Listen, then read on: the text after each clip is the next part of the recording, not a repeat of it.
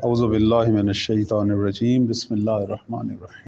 ہماری گفتگو کا موضوع باعث امامت ہے، اور ہم نے اس سے پہلے بیان کیا کہ علماء اہل تسنن کے اندر امامت کے بارے میں کیا نظریات ہیں۔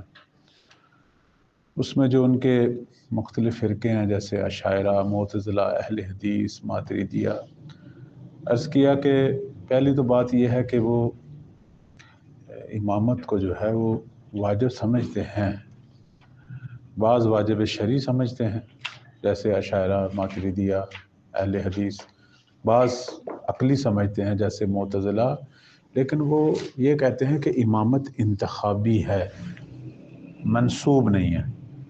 اس میں فقط مکتب تشیع، مکتب امامیہ جو ہے ان کا یہ نظریہ ہے کہ امامت جو ہے واجب بھی ہے عقلاً، اور شریعت اس کی ظاہر تائید میں ہے۔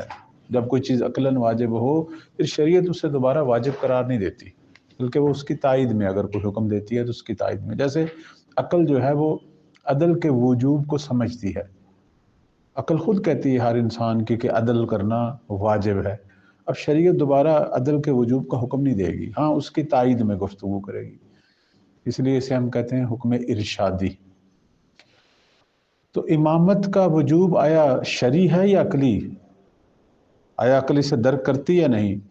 امامیہ شیعہ مکتب، البتہ معتزلہ بھی ایسے ہی ہے جیسے میں نے اس دن عرض کیا، یہ کہتے ہیں کہ کیوں نہیں، عقل درک کرتی ہے کہ ایک ملت میں، ایک امت کے اندر امام ہونا ضروری ہے، ورنہ ہرج و مرج ہو جائے گا، ورنہ نظام بگڑ جائے گا، معاشرے کا کوئی نظم ہی نہیں رہے گا جب تک بالآخر ایک ایسا شخص جو اس معاشرے کہ تمام امور کو نہ سنبھالے اور ان کی حفاظت نہ کرے اور وہاں حکم خدا کو جاری نہ کرے۔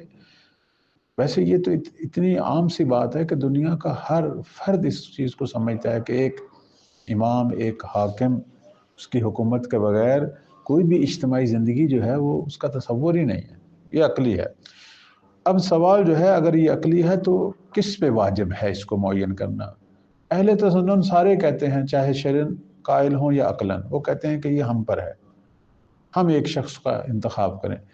یہاں صرف اور صرف ایک نظریہ جو سب سے مختلف ہے وہ مکتب تشیع کا ہے، جو کہتے ہیں کہ نہیں، ہمارا یہ کام نہیں ہے، یہ اللہ کا کام ہے، جو نبیوں کو ہم پر واجب کرتا ہے وہی ہم پر اماموں کو بھی منسوب کرے۔ جو نبیوں کا نسب جو ہے جس کے ہاتھ میں ہے اسی کے ہاتھ میں اماموں کا نسب بھی ہے۔ نسب یعنی اسے مقرر کرنا، معین کرنا۔ اب میں اس سے پہلے کہ تفصیل سے وارد ہوں، سب سے پہلے ایک چھوٹی سی دلیل اور پھر اس دلیل کی ہم تشریح کرتے ہیں۔ ایک برہان جو کتاب کشف المراد میں ذکر ہوا وہ یہ ہے کہ فرماتے ہیں، برہان آپ کو پتہ ہے اس کے اندر ایک صغرا ہے، ایک کبرا ہے اور ایک نتیجہ ہے۔ صغرا یعنی یہ ہے کہ امام کا منسوب کرنا کسی امت میں، کسی ملت میں، یہ لطف الہی ہے۔ اب میں اس کی تشریح کروں گا، اصلا لطف ہوتا کیا ہے، پہلے آپ برہان سن لیں پھر ہم اس کی تشریح کرتے ہیں۔ کہ کسی ملت میں، کسی قوم میں جس طرح نبی کو بھیجنا اللہ کا لطف ہے، اسی طرح امام کو بھیجنا بھی یا کسی کو امام مقرر کرنا خدا کی طرف سے، یہ بھی کیا ہے؟ لطف ہے، اور لطف ہمیشہ اللہ پر واجب ہے، یہ ہے کبرا۔ لطف ہمیشہ واجب ہے، چونکہ امامت لطف کے مصداق میں سے ہے تو پس امام کی تعین کرنا بھی اللہ پر جو ہے وہ کیا ہے؟ واجب ہے۔ اب یہاں سوال جو ہے وہ یہ آئے گا کہ اصل میں لطف ہے کیا، اور کیوں ہم کہتے ہیں لطف اللہ پر واجب ہے، پھر ہمیں اس برہان کی بھی سمجھ آئے۔ اسی کتاب کشف المراد کے جو ہے وہ 12 نمبر مسئلے میں لطف پر علامہ ہلی رحمۃ اللہ علیہ نے گفتگو فرمائی۔ ہم بھی اسی گفتگو کو آگے بڑھاتے ہیں، اور یہ بحث جو ہے لطف والی یہ اکثر ہمارے معاشرے میں سنی جاتی ہے، بعض اہل منبر کہتے ہیں، اساتید کہتے ہیں، لیکن واضح نہیں ہوتا بعض دفعہ لوگوں پر، حتیٰ خواص پر، کہ یہ لطف ہوتا کیا ہے۔ آج میں یہ بیان کر رہا ہوں، اسے اچھی طرح سمجھ لیں، اگر جو بھی آپ کے سوالات ہیں وہ بھی کریں تاکہ یہ مسئلہ آپ کے لیے حل ہو جائے۔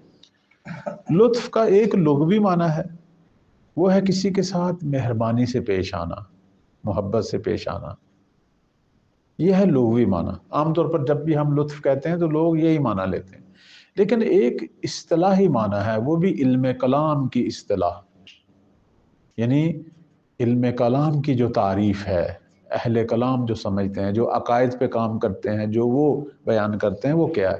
کہتے ہیں لطف جو ہے وہ ایک ایسی چیز ہے کہ جس کے ساتھ مکلف، یعنی وہ جو شخص جس پر شرعی ذمہ داریاں ہیں، وہ اس چیز کے ہوتے ہوئے اللہ کی اطاعت کے قریب ہوتا جاتا ہے، بہت زیادہ قریب، اور خدا کی نافرمانی سے دور ہوتا جاتا ہے۔ یعنی لطف ان چیزوں کو کہتے ہیں کہ جو عطا خدا ہی کرتا ہے، لیکن ان کا فائدہ کیا ہے کہ مکلف ان چیزوں کے ہوتے ہوئے خدا کی فرما برداری کی راہ پہ چل پڑتا ہے اور اللہ کی نافرمانی سے دور ہو جاتا ہے۔ مثلا میں آپ کو ایک مثال پیش کروں، اللہ اگر انبیاء کو نہ بھیجتا، کتابوں کو نازل نہ کرتا، تو ہمیں تو معصیت یا اطاعت کا کچھ حد تک پتہ چلتا، لیکن زیادہ ہمیں پتہ نہ چلتا۔ اور ان انبیاء نے اور ان کتابوں نے جب بتایا کہ یہ کام اطاعت والے ہیں، یہ کام معصیت والے ہیں، اور ان کو کرنے سے جنت ملے گی، ان کو کرنے سے جہنم، تو اب یہ جو چیز ہیں، یہ وعدہ وعید، یہ جہنم اور جنت کی بات، یہ جو انبیاء اور کتابیں بشارت اور انذار کر رہی ہیں، اس کا نتیجہ کیا نکلا ہے کہ لوگ بیشتر اب اطاعت کی طرف جائیں گے اور معصیت سے بیشتر دور ہوں گے، کیونکہ اب ان پر جو ہے وہ حجت تمام ہو رہی ہے۔ اب سمجھ آ رہی ہے نا؟ فرماتے ہیں کہ اللطف ہوا، لطف وہ چیز ہے کہ ما یکون المکلف معه، کہ جس کے ساتھ مکلف قریب تر ہو جاتا ہے الی فعل الطاعہ، اطاعت کے افعال کے، اور معصیت والے کاموں سے دور ہو جاتا ہے۔ لیکن اس کے اندر دو شرطیں ہیں۔ کون سی دو شرطیں ہیں؟ فرماتے ہیں کہ وَلَمْ يَكُنْ لَهُ حَظٌّ فِي التَّمْكِينِ، لطف وہ چیز نہیں ہے کہ جس کا ہماری طاقت اور قدرت سے تعلق ہو، لیکن اللہ نے ہمیں تکالیف کو انجام دینے والے کچھ افعال دیے ہوئے ہیں، جیسے آنکھیں دی ہیں، جیسے زبان دی ہے، جیسے قدرت لمس دی ہے، جیسے عقل دی ہے۔ ان چیزوں کا لطف سے تعلق نہیں ہے، ٹھیک ہے؟ چونکہ یہ ہوں گی تو تکلیف واجب ہوگی، اگر یہ نہیں ہوگی تو اس میں تکلیف ہی نہیں ہے۔ اگر ایک شخص کے پاس عقل نہیں ہے، بدن اس کا مفلوج ہے، کام ہی نہیں کر سکتا، تو اس پر تو بہت ساری تکالیف ہے ہی نہیں۔ تو کیا پھر لطف نہیں ہوگا؟ ہاں پھر کیا لطف نہیں ہوگا؟ ہوگا نا پھر بھی۔ وہ دیکھیں، لطف کا تعلق ان چیزوں کے ساتھ نہیں ہے کہ جو شرائط تکلیف ہیں۔ بات واضح ہو رہی ہے؟ یہ مصنف یہ نقطہ آپ کے ذہن میں رہے، مثلا وہ چیزیں جو ہمیں قادر بناتی ہیں تکالیف کو انجام دینے میں، ان چیزوں کو لطف کے مصداق میں قرار نہیں دیں گے۔ لطف اس سے بڑھ کر ایک چیز ہے۔ مثلا آپ کو جسم دیا اللہ نے، وہ تکالیف میں کیسے بجا لوں؟ میرا جسم ہونا چاہیے، میرا دماغ، عقل ہونی چاہیے، یہ لطف نہیں ہے۔ یہ تو ہوں گی تو بات لطف کی بعد میں آئے گی۔ اس کے ساتھ ساتھ اللہ رسول بھیجے، یہ لطف ہے، قرآن بھیجے، یہ لطف ہے، کلام کرے، بتائے کہ بھائی میں کیا چاہتا ہوں، یہ لطف ہے۔ یعنی وہ جو توفیقات ہیں، وہ چیزیں کہ جن کے ذریعے ہمیں اگلے راستے معلوم ہو، وہ لطف ہے۔ بس لطف کا تعلق ہمارے ان اعضاء سے یا ان چیزوں سے نہیں ہے کہ جو مثلا تکالیف کے لیے بنیادی طور پر ویسے شرط ہیں کہ وہ ہونا ضروری ہے، اگر وہ ہوں گی تو تکالیف شرعی ہے، ذمہ داری، ورنہ ذمہ داری نہیں۔ ایک تو یہ ہے، اور دوسرا مصنف فرماتے ہیں کہ وَلَمْ يَبْلُغْ حَدَّ الْإِلْجَاءِ، اور لطف وہ چیز نہ ہو جو انسان کو مجبور کر دے۔ مجبور کرنے والی چیز جو ہے وہ لطف نہیں ہوتی۔ جیسے قوم موسیٰ جو ہے وہ مان نہیں رہی تھی اللہ کی بات، ٹھیک ہے، اور تورات بھی آ گئی، احکام شریعت بھی آ گئے، نہیں مان رہے تھے، من مانی کر رہے تھے۔ اب یہ وہ قوم تھی اتنی لجوج اور ہٹ درم کہ پیچھے اتنے بڑے بڑے معجزے دیکھ کے آئی، فرعون کا غرق ہونا، مصریوں کے ظلموں سے اللہ نے ان کی جان چھڑائی، دریا میں راستے بننا، پتھر سے جو ہے وہ اتنے چشمے جاری ہونا، من و سلوا کا نزول، پتہ نہیں کیا کچھ دیکھتے ہی آئے. اور اتنے معجزات کے باوجود جب حضرت موسیٰ تورات لے کر آئے، شریعت لے کر آئے، انہوں نے جو ہے وہ ماننے سے انکار کر دیا. انہوں نے کہا نہیں، ہم نے یہ سخت کام ہم سے نہیں ہوتے، بس وہ ہماری جو اپنی من پسند زندگی ہے گزاریں گے. پھر کیا ہوا؟ جیسا کہ بعض روایت کہتے ہیں کہ خدا نے کوہ طور کو حکم دیا، کوہ طور ہوا میں معلق ہوگی، اپنی جگہ سے اٹھی اور ہوا میں معلق ہوگی، بالکل قوم موسیٰ کے اوپر آ گئی، کہ اب صرف امر الہی تھا کہ اس نے ان کے اوپر گر جانا تھا، اور یہ سارے کیا ہو جانے تھے. اس وقت انہوں نے کہا نہیں نہیں، ہم کرتے ہیں جو آپ حکم دیں ہم کرتے ہیں. اب یہ لطف نہیں ہے، لطف یہ ہے کہ آپ کو اختیار ہو، آپ خود اپنے اختیار سے راہ توفیق کی طرف. تو اس لیے جناب مصنف فرماتے ہیں کہ ہمارے اعضاء سے، ان چیزوں سے کہ جو شرط ہیں کسی بھی شرعی ذمہ داری کو انجام دینے میں، اس سے بھی تعلق نہیں ہے لطف کا. اور لطف کا زبردستی کے ساتھ بھی تعلق ہے، چونکہ زبردستی تو پھر سارے کام کرتے ہیں، اس میں تو پھر لطف نہ ہوا. خوب اور ہوتا ہے کہ جملہ لطف بھی معنی کے اعتبار سے اس میں شامل ہو. کیسے؟ مثلا اس کا سادہ معنی کریں گے اللہ کی مہربانی، یہ بھی اللہ کی مہربانی ہے کہ اس نے ہمیں آزاد دیے ہیں کہ ہم تکالیف کو صحیح طریقے سے انجام دے سکیں، یا مثلا مدد حاصل کر کے اللہ تعالیٰ کی چیزیں مزید آگے بڑھ سکیں. دیکھیں، اگر اعضاء خدا نہ دے تو اس نے تکالیف کا تصور ہی نہیں ہے. اگر اس نے تکالیف چاہنی ہے تو ضروری ہے ہمیں اعضاء دے. مثلا اگر اللہ نے ہم سے تکلیف چاہنی ہے تو ضروری ہے عقل دے، ضروری ہے ہمیں جسم دے، ورنہ اصلا تصور ہی نہیں ہے. موضوع سے ہی بات خارج ہے، وہ تو محال میں چلی جائے گی نا، اور محال چیزیں تو ہو ہی نہیں سکتی. ٹھیک ہے، اگر ہم کہیں کہ یہ اللہ کا لطف ہے اعضاء دینا، عقل دینا، ٹھیک ہے، وسائل قدرت جو ہے وہ دینا، تو پھر تو اصلا اس کے بغیر تو ویسے ہی محال تھا. نہیں، یہ اللہ پہ لازم ہے. یہ تو اللہ نے اگر ہمیں مکلف کرنا ہے تو پہلے یہ چیزیں دے، عقل دے، جسم دے، اختیار دے. اختیار دینا بھی ٹھیک ہے، قوت اختیار، قوت انتخاب دے، یہ تو ضروری ہے. اب اس کے بعد مرحلہ ہو جائے گا تکالیف کا، کہ اب ہمارے پاس انتخاب ہے، اختیار ہے، اب ہمارے پاس جسم ہے، ہماری عقل ہے. اب ہمیں یہ پتہ چل گیا اپنی عقل سے کہ کائنات کا کوئی خالق ہے، اور کچھ نہ کچھ تو ہم کر رہے ہیں، لیکن ہمیں مزید راستے واضح. اور پھر ہم کہیں گے یا اللہ تو کم از کم اپنا بتاتا، کوئی احکام بھیجتا، کوئی ہماری رہنمائی کرتا، ہم تیری زیادہ اطاعت کرتے. اس شکوے کو پورا کرنے کے لیے اللہ نے کیا کیا؟ لطف کیا، رسول بھیجے، کتابیں بھیجیں، دین بھیجے. ٹھیک ہے، واضح ہو رہی ہے نا بات؟ تو بس یہاں جو ہے جناب مصنف نے 3 شکیں جو ہیں وہ سامنے بیان کی.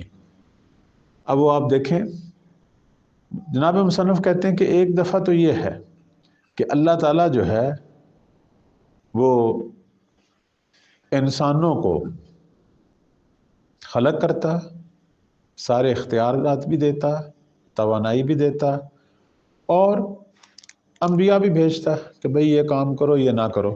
ٹھیک ہے، کتابیں بھی بھیجتا، لیکن جنت اور جہنم کی بات نہ کرتا. ایک تو یہ صورت تھی. ایک صورت یہ تھی کہ پروردگار سب کو زبردستی، یعنی انبیاء بھیجتا، کتابیں بھیجتا، اور ساتھ جیسے وہ کوئی طور والی بات آپ کے ذہن میں، زبردستی سے کہتا کہ اگر کرو گے ورنہ میں ابھی تمہیں یہیں پہ سزا دیتا ہوں. ایک بات یہ ہے کہ اللہ تعالیٰ جو ہے وہ انبیاء، کتابیں، سب کچھ بھیجتا اور صرف ترغیب دلاتا، اشتیاق دلاتا، اور جزا سزا کی بات کرتا کہ اگر کرو گے تو پھر اس کا نتیجہ یہ ہے، اگر نہیں کرو گے تو اس کا نتیجہ، اور دنیا کے امور میں دخل نہ دیتا، آپ پر کوئی زبردستی نہ کرتا. یہ جو تیسری چیز ہے یہ ہے لطف. صرف نبی بھیج دینا، کتاب بھیج دینا کہ یہ کام ہے، وظائف بتا دینا، یہ تکالیف شرعی ہے. دنیا میں ڈنڈا اٹھا لینا وہ تو پھر تو ہم نے ہر صورت میں کرنے ہیں، اجباری ہو گیا. جنت اور جہنم کی بات ساتھ کر دینا اور توفیقات کی بات کرنا اور تشویق دلانا اور اس کے برے عواقب سے ڈرانا، یہ ہے لطف۔ بس لطف کیا ہوا؟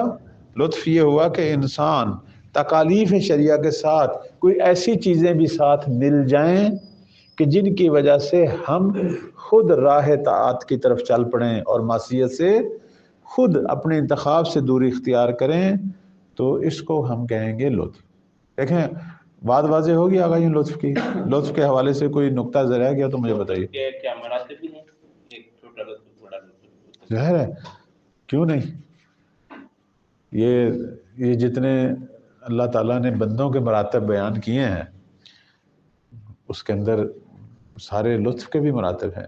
خدا تعالیٰ نے راستے سب کے لیے کھولے ہوئے ہیں۔ کوئی لوگ حد عقل تکالیف پہ اکتفا کر لیتے ہیں کہ چلو حد عقل جنت جہنم والا مسئلہ حل ہو۔ کچھ لوگ کہتے ہیں نہیں، صرف جنت جانا میرا ہدف نہیں ہے، جنت کے درجات پانا، اور وہ چل پڑتے ہیں اللہ کے بندگان خاص مقربین والے اعمال انجام دینے۔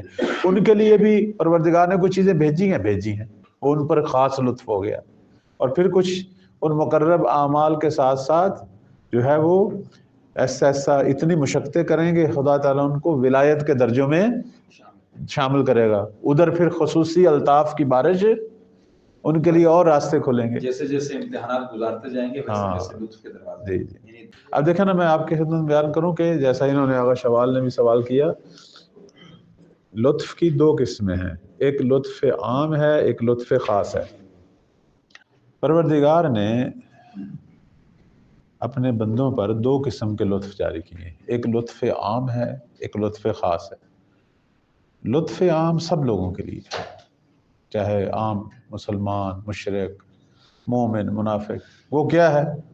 وہ یہی ہے، خدا نے رسول بھیجے، کتابیں بھیجی، حجت تمام کی، ان کتابوں کے اندر اور رسولوں کی زبان سے وعدہ اور وعید جاری کیا، وعدہ بہشت اور وعید جہنم، جہنم سے ڈراوا ہے اور بہشت کا جو ہے بشارت و انذار۔ ایک اللہ کا لطف خاص ہے جو آغا شوال صاحب پوچھ رہے تھے، وہ یہ ہے کہ جب انسان حد عقل تکالیف کو انجام دینا شروع کرتا ہے بہشت کی خاطر اور جہنم کے خوف سے، یعنی کیا کرتا ہے؟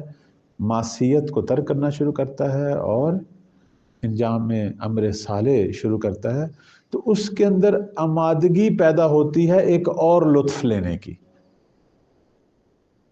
مثلا یہ آدمی جو واجبات انجام دے رہا ہے، آہستہ آہستہ نماز شب کی توفیق پیدا کرے گا، صلاحیت پیدا کرے گا۔ دیکھیں نا، یہ چیزیں سلسلہ وار جڑی ہوئی ہیں تسبیح کے دانوں کی طرح۔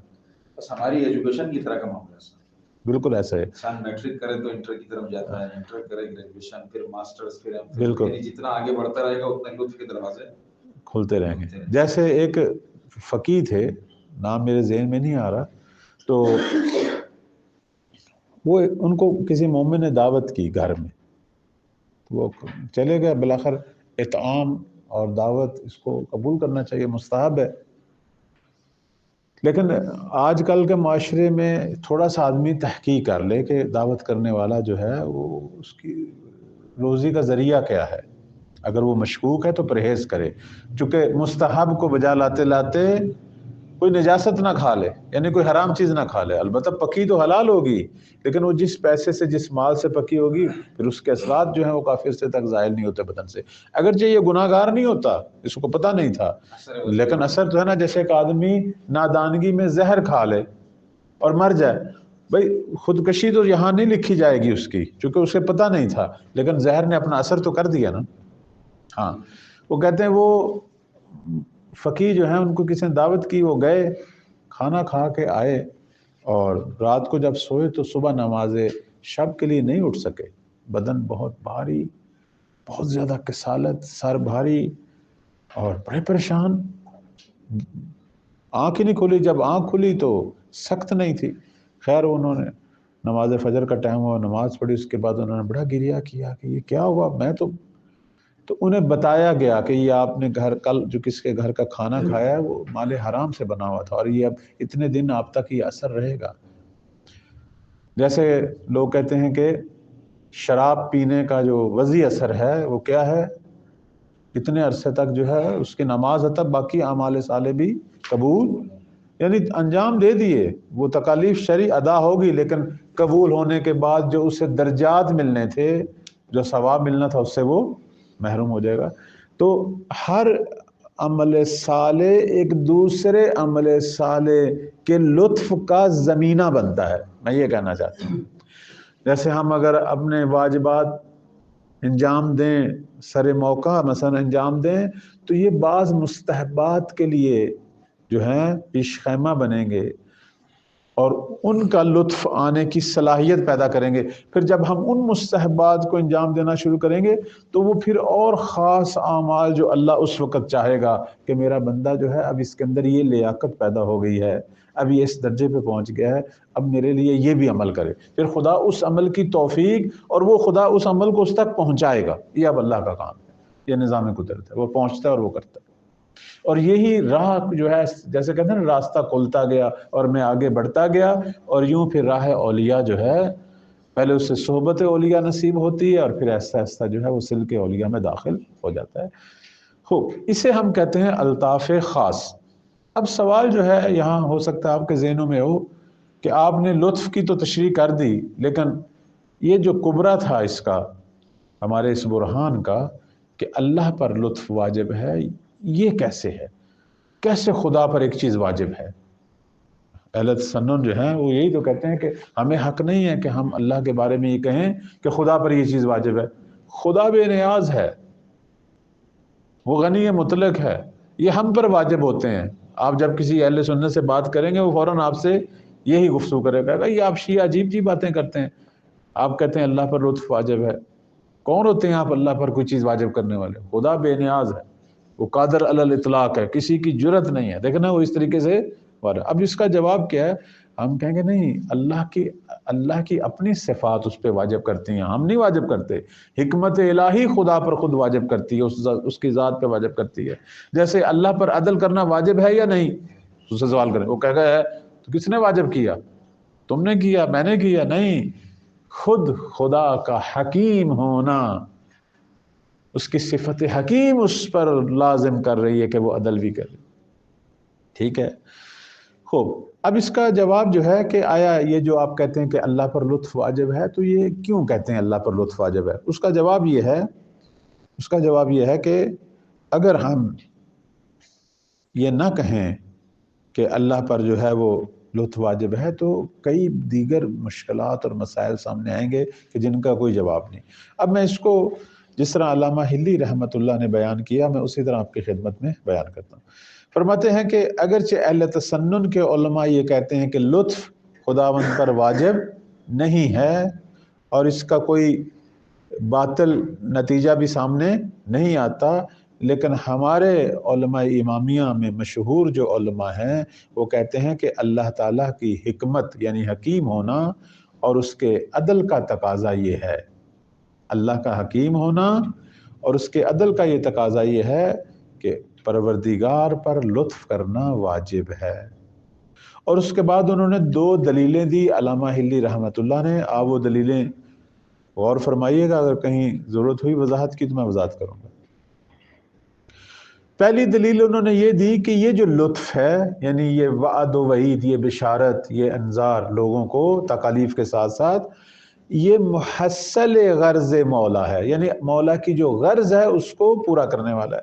مولا کی غرض یہ تھی نا کہ ہم جنت جائیں، تو بشارت جو ہے اس غرض کو پورا کرتی ہے۔ مولا کی غرض یہ تھی نا کہ ہم جہنم نہ جائیں، تو یہ جو اللہ ڈراوے دے رہا ہے ہمیں، تو یہ ڈراوا جو ہے اس غرض کو پورا کرنے والا ہے۔ یہ ہے دلیل کا پہلا حصہ جسے صغرا کہتے ہیں، اور دلیل کا دوسرا حصہ، ہر وہ چیز جو مولا کی غرض کو پورا کرنے والی ہے تو مولا پر ضروری ہے کہ اسے بیان کرے، اسے انجام دے۔ یہ ہے دلیل کا دوسرا حصہ جسے ہم کبرا کہتے ہیں۔ نتیجہ کیا ہے؟ پس لطف کرنا اللہ پر واجب ہے۔ بات واضح ہو گئی آگئیوں؟ اب میں اس کی تھوڑی سی تشریح کرتا ہوں صغرا کی۔ وہ کہتے ہیں کہ جب اللہ کی یہ غرض تھی کہ ہم اس کے احکام مانیں، آخر یہ اللہ نے جو احکام بھیجے ہیں شریعت کے، یہ عبث تو نہیں ہے، بے فائدہ تو نہیں ہے، خدا کی غرض تھی کہ ہم یہ مانیں، انجام دیں ہو. اور ادھر سے اللہ یہ بھی جانتا ہے کہ یہ انسان ایسے ہیں کہ اگر میں ان پر لطف نہ کروں، مثلا ان کی طرف انبیاء نہ بھیجوں، کتابیں نہ بھیجوں، ان کو کوئی بشارتیں نہ دوں، ان کو کوئی ڈراوے نہ دوں، یہ حقیقی معنوں میں انجام نہیں دیں گے تکالیف پر ہو. اور یہ چیزیں کرنا اللہ پر کوئی مشقت بھی نہیں ہے، کوئی مشکل بھی نہیں ہے. خدا کے لیے کام کرنا جو ہے کوئی مشکل نہیں ہے، اور نہ خدا کی کسی غرض کے یا حکمت کے منافی بھی نہیں ہے، بلکہ برعکس اللہ کی غرض کو پورا کرنے والا بھی ہے، اور اللہ کا جو ہدف تھا ہمارے لیے تکالیف بھیجنے کا، اس کو برعکس پورا بھی کرتا ہو. دوسرا جو مسئلہ ہے وہ کہ اگر یہ اللہ یہ کام نہ کرے تو نتیجہ کیا آئے گا کہ پروردگار کی جو غرض ہے وہ پھر پوری، نقض غرض لازم آئے گا، اور نقض غرض جو ہے وہ مولا کے لیے، مولا جو حکیم ہے اس کے لیے کبھی ہے. ٹھیک ہے، جس طرح سے تخلیق نہ ہونے کے اوپر وہ اللہ کی خلقت کا جو صفت ہے اس کے اندر نقض آ جاتا ہے. ہاں، خالق کے ہونے پر. ٹھیک ہے، جیسے اس کی مثال ایک اچھی مثال دی، کہتے ہیں آپ نے ایک شخص کو دعوت دی اپنے گھر میں، اور اس کے لیے جو ہے آپ نے بہترین کھانے بھی بنائے اور دعوت بھی دی، اور آپ کو پتہ ہے کہ اس کو میرے گھر کا ایڈریس نہیں پتہ، اور آپ نے ایڈریس بھیجا ہی نہیں. ٹھیک ہے، ٹھیک، اور نتیجہ کیا نکلے گا؟ آپ کے وہ جو کھانے بنانے اور یہ ساری چیزیں تو کہتے عرض یہی ہے. یا مثلاً ایک اور چیز بھی ہے، اس کو مثال کو ایسے لیں کہ آپ نے ایڈریس بھی بھیجا ہے، ویسے اس کو کھانے بھی بنائے ہیں، لیکن اس کو دعوت نہیں دی کہ آؤ بھئی یہ تمہارے لیے بنے ہوئے ہیں. اس کو پتہ ہی نہیں، اسے پتہ ہی نہیں کہ مجھے ایڈریس کیوں بھیجا ہے. ایڈریس بھیج دیا اپنا کہ میں تمہارا خدا ہوں. ٹھیک ہے، اور کھانے بھی ادھر بنا لیے، جنت بھی بنا لی، اور اس کو بتایا بھی نہیں یہ جنت تیرے لیے بنائی ہے اور یہ کام کرو گے یا میری طرف آؤ، دعوت ہی وہ کیسے اسے پتہ چلے گا؟ دیکھا نا، یعنی پروردگار کے اور بہت سارے کاموں جو اللہ نے کیے ہیں ان پر ایراد وارد ہوتا ہے اگر خدا جو ہے وہ لطف نہ کرے. دوسری جو دلیل دی جناب علامہ ہلی نے، کہتے ہیں کہ لطف اللہ پر واجب ہے، اگر لطف نہ کرے تو پھر لازم یہ آئے گا کہ اللہ تعالیٰ جو ہے اپنے گناہگار بندوں کو عذاب کرنا جو ہے اس کا وہ کبھی ہو. اگر خدا جو ہے لطف نہ کرے تو اس کا لازمہ کیا ہے کہ پھر وہ جو گناہگار بندے ہیں، وہ جو سرکشی کر رہے ہیں، وہ جو ہٹ درمی کر رہے ہیں، پھر ان کو عذاب کرنا کبھی ہوگا. کیوں؟ کیونکہ وہ کہیں گے یا اللہ ٹھیک ہے تو نے تکالیف بتائی تھی، لیکن تو نے کون سا ہمیں کہا تھا کہ میں جہنم میں ڈالوں گا اگر نافرمانی کی؟ تو نے ہمیں کون سا کہا تھا کہ میں جنت میں ڈالوں گا اگر فرما برداری کی؟ تو نے تکالیف بتا دی، ہم نے سن لی، ہم نے یہ سمجھا کہ ٹھیک ہے یہ بہتر ہے کرنے، لیکن ہمیں یہ تو نہیں پتا تھا کہ ہر صورت میں کرنے ہیں. یا اس کے بدلے یہ دیا جائے اس کا لازم نہیں ہے، واجب حرام کا معنی. ٹھیک ہے، آپ مولا جو ہے اگر حکم دے تو غلام جو ہے یا اب جو ہے ویسے تو اس پر واجب ہے انجام دینا، اگر انجام نہیں دے گا تو زیادہ سے زیادہ اس کی کیا ہوگی؟ مذمت. لیکن عذاب اخروی اگر دینا تھا تو پھر اسے پہلے سے بتا دیتے. مذمت تو اس کی ہو رہی ہے بھئی، ہم اگر اللہ ہمیں کچھ نہ دیتا، جنت اور جہنم کی بات نہ کرتا، وہ خالق اس کا حق یہی ہے کہ اگر وہ کوئی حکم دے تو چشم تسلیم کریں، اسے مانیں. لیکن اگر نہیں مانیں گے تو زیادہ سے زیادہ عقل مذمت کرے گی، عقلا مذمت کریں گے، بس یہی ہوگا نا. لیکن اگر خدا روز محشر مجھے عذاب دینا چاہے تو پھر میں وہاں چیخوں گا نہیں، اگر تو نے عذاب دینا تھا تو پہلے مجھے بتا دیتا. ٹھیک ہے، میں پھر کوشش کرتا، ہر صورت میں کرتا. اب اگر عذاب جھیلتا تو مجھے پتا ہوتا میرے اپنے عملوں کا. ہاں، اس لیے خبر عذاب، بشارت اور انذار جو ہے اس لیے اس کو لطف کہا گیا ہے. ٹھیک ہے جی، اب بات واضح ہوگی جی. فرماتے ہیں کہ اگر اللہ تعالیٰ لطف نہ کرے تو لازم آئے گا کہ خدا جو ہے پھر وہ عذاب نہ کرے، اور اگر عذاب کرے گا تو وہ کبھی ہے. اگرچہ مذمت دنیاوی اس پہ ہو رہی ہے نہ کرنے والے پر، لیکن اسے خدا عذاب کرنے کا حق پھر نہیں رکھتا. چونکہ عقل بھی کہے گی کہ مذمت تو ہم نے کی، لیکن اگر تو نے عذاب دینا تھا تو یا اللہ پھر کہہ دیتا ساتھ، یہ بات بھی کہہ دیتا کہ اس مذمت دنیاوی کے ساتھ ساتھ وہ بھی ہے۔ تو بس اگر کل اللہ نے کفار کو، نافرمانوں کو عذاب دینا ہے تو پھر اس پر لطف واجب ہے، ان کو شروع سے خبر دے کہ میں نے کافروں کو، سرکشوں کو، نافرمانوں کو جہنم میں پھینکنا ہے۔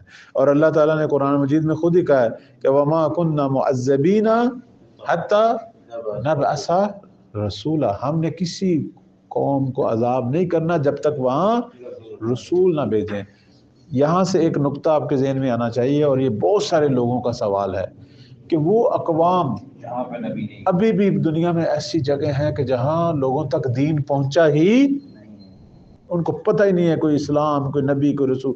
وہ اپنے عقلی تقاضوں کے مطابق سمجھتے ہیں کہ ایک ذات ہے، ایک خالق ہے، اور وہ کبھی درخت کو سمجھ لیتے ہیں، کبھی کس کو، اپنی عقل کے مطابق، لیکن ان کو نہیں پتہ۔ اور یہ وہ لوگ ہیں کہ اگر ان کو پتہ چل جاتا، ان کی طبیعت مزاج ایسے ہیں، جب وہ جھوٹی چیزوں کا پتہ لگ جاتا ہے تو اس پر عمل کرنا شروع کر دیتے ہیں۔ اگر ان کو سچی چیزوں کو پتہ لگ جاتا تو آیا ان قوموں کو روز محشر جو ہے وہ خدا کیا کرے گا؟ عذاب نہیں کرے گا اللہ ان کو، کیونکہ اللہ نے ان پر حجت تمام ہی نہیں کی، ان پر اللہ نے لطف ہی نہیں کیا۔ ہاں دنیا کے اندر یہ جو کچھ کرتے رہیں عقل کے مطابق اس کی سنجش ہوگی، اس کو دیکھا جائے گا۔ اگر کام ٹھیک کیے تھے تو تعریف ہوگی، اگر برے تھے تو مذمت ہوگی، اسی کے مطابق روز محشر اجر بھی ملے گا، ٹھیک ہے؟ اور اگر سزا کا مورد ہے تو وہ اسی کے مطابق ہوگا۔ لیکن یہ بعض اہل منبر جو اس طرح کی باتیں کرتے ہیں کہ ہر صورت میں ولایت امیر المومنین واجب ہے، چاہے اسے پتہ ہو نہ پتہ ہو، اور جو عمل نہ کرے تو وہ جہنمی ہے۔ قرآن مجید سے دوری، میں اس کا اور کچھ نہیں کہہ سکتا۔ ایک چیز جو خلاف عقل ہے اور خلاف قرآن بھی ہے، پروردگار نے قرآن میں 3-4 جگہ پہ کہا ہے۔ مثلا سورہ طہ کی آیت نمبر 134 میں اللہ نے کہا ہے کہ اگر ہم کسی قوم کو عذاب سے ہلاک کریں گے تو اس سے پہلے جو ہے ہم وہاں تک رسول پہنچائیں گے، ابلاغ کریں گے، ٹھیک ہے؟ کیونکہ اگر ہم ان لوگوں کو ہلاک کریں، کل ان لوگوں کو عذاب کریں تو وہ ہم پر یہ حجت کریں گے کہ پروردگارا ربنا لولا ارسلت علینا رسولا، خدا تو نے تو ہماری طرف کوئی بھیجا ہی نہیں تھا، کوئی ابلاغ ہی نہیں کیا تھا۔ اور یہ خلاف عقل بھی ہے۔ عقل کہتی ہے ایک عام آدمی کو کہ اگر آپ نے کسی چھوٹے بچے کو بھی کسی چیز کی تنبیہ کرنی ہے پہلے اسے بتاؤ، بغیر بتائے اسے تنبیہ کرنا، کبھی میں پہلے اسے منع کرو، اگر وہ نہیں مانتا پھر تنبیہ کرو، وہ ظلم ہے۔ تو کجا کے پروردگار جو ہمارا خالق، ہم اس کی طرف ظلم کی نسبت دیں؟ تو پھر تو یہ جو آج کا زمانہ ہے، اس زمانے کے لوگوں کے حساب میں اور وہ جو اس زمانے کے لوگوں کا حساب ہے اس میں فرق ہونا چاہیے۔ یقیناً فرق ہے، کیونکہ اس زمانے میں کیونکہ نبی بھی موجود، امام بھی موجود، ہمارے سامنے صرف اور صرف کاغذ ہے، یعنی قرآن ہے اور روایات ہیں جو ہمارے تک پہنچی ہیں ہم تک، لیکن ان روایات میں بھی کچھ جعلی ہیں، کچھ ٹھیک ہے نا اس طرح سے۔ تو ہم اپنی تحقیق کر کے جہاں تک عمل کر رہے ہیں تو پھر ہمارے حساب میں اور ان کے حساب میں فرق ہے۔ اس میں کوئی شک نہیں ہے کہ آج کے دور میں کہ جب ہم براہ راست کسی پیغمبر کو نہیں دیکھ رہے اور صرف سفید کاغذوں پر جو ہے وہ یہ سیاہی دیکھ رہے ہیں اور اس پر ہم غور و فکر کرتے ہیں اور حقائق کو دریافت کرتے ہیں اور اس پر عمل کرتے ہیں، ان کا اجر زیادہ ہے بنسبت ان لوگوں کے کہ جو کسی پیغمبر کے زمانے میں ہو۔ اسی لیے منجزیت اور معذریت کی بحث بھی ہمارے پاس ہے نا، ان کے پاس تھوڑی۔ لیکن میں ایک اور چیز کہہ رہا ہوں کہ اسی زمانے میں جب پیغمبر تھے تو وہ ایک جزیرۃ العرب میں تھے۔ اب ہمارے پیغمبر کا زمانہ دیکھیں، ہمارے پیغمبر کہاں تھے جی؟ مکہ۔ اس سے باہر وہ نکلے ہی نہیں، نہ وہ افریقہ گئے، نہ وہ ایشیا کے اس علاقے میں گئے، نہ وہ یورپ کے، دور دور تک دنیا تھی۔ اسی دور میں جب ہمارے پیغمبر، آخری پیغمبر جزیرۃ العرب میں تھے، ہزاروں اقوام پوری دنیا میں زندگی گزار رہی تھیں، تو ان تک تو پیغمبر کا پیغام، اور وہ اسی زمانے میں مر بھی گئے۔